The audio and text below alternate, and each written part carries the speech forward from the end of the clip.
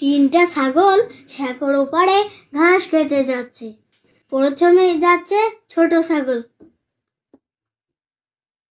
এই শেকড় ওপর দিয়ে কে যায় রে? আমি ছোট ছাগল।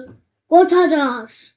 শেকড় ওপরে ঘাস খেতে যাচ্ছি। দাঁড়া, এখন আমি তোরে খাবো। আমারে খাবেন না, আমারে খাবেন না। পেছনে আমার মেজে বউ আছে, আপনি তারে খেন।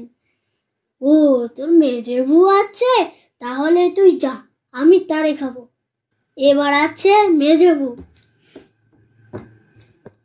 এই শেকড় ওপর দিয়ে কে যায় রে?